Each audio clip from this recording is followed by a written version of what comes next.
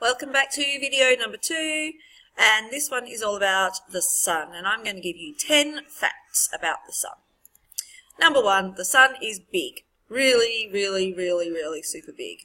It's approximately 1.4 million kilometers across. And as you probably already heard, it's so big you could fit 1 million Earths inside it. And if you have a look down here, oh my gosh, look at the relative size of the rest of the planets in our solar system. Earth, I think Earth might be that tiny dot there. I'm not sure. I can't even tell they're that small. The sun is all of the colours mixed together, and this appears white to our eyes. And we know this because if we split white light through a prism, like you can see here, we can split it into all of the colours of the rainbow. This is the spectrum of light, these colours, and the sun is a mixture of all of those colours together. And you probably guessed it, that's how rainbows are formed. The sun shines through the water droplets in these little, from the rain or the shower, the sun shower here, and those little water droplets act as a prism which split the light into the rainbow. Number 3, the sun travels at 220 kilometers per second. We can't even get our cars to drive at 220 kilometers per hour. That's just crazy. 220 kilometers per second. That is so fast. And the sun is about 26,000 light years from the center of the Milky Way, so that's pretty big distance, and yeah, it takes us 250 million years to complete an orbit around the center of our galaxy. The atmosphere of the sun is composed of 3 layers, beginning with the photosphere, so this is this part around here.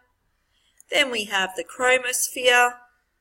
We can split that into the lower chromosphere and the upper chromosphere. And then we have the corona, which is the glow around the outside here. The sun also contains a core, a radiation zone, and a convection zone at its center. The sun's energy is created in the core by nuclear fusion. And this is where a huge amount of the energy is produced, and that's when hydrogen atoms crash into each other with such force that their nuclei, like the center of the atom, is fused together and transformed into helium. You can see that here. Hydrogen, hydrogen, hydrogen, hydrogen. When they crash together, their nuclei stick together and it turns into helium. But guess what?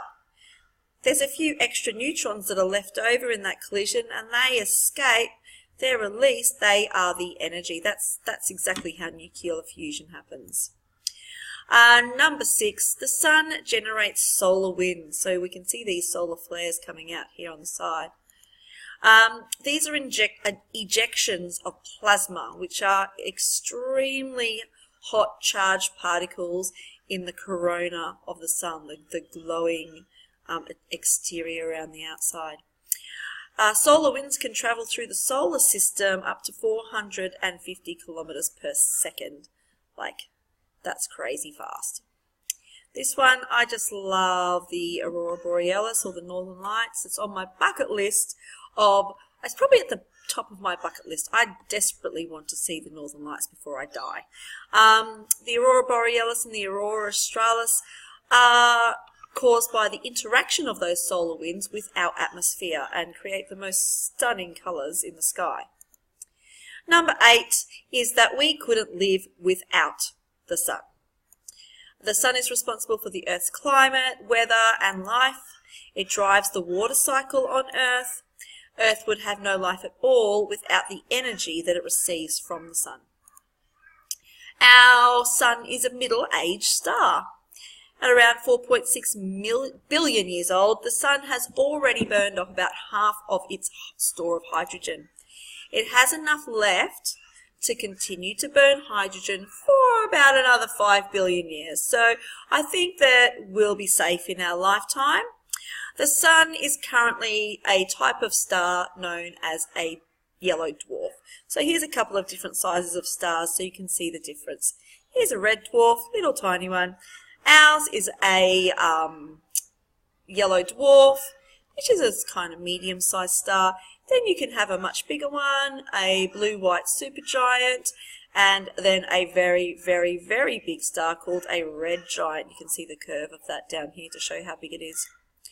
Eventually, the sun will gobble up the Earth. Gobble, gobble, gobble, gobble, gobble. Okay? This is when all of the hydrogen has been burned.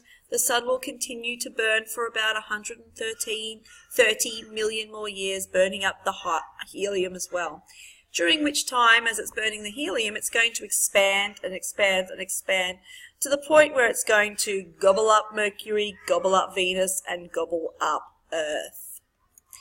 And at that stage, it will have grown into a red giant star.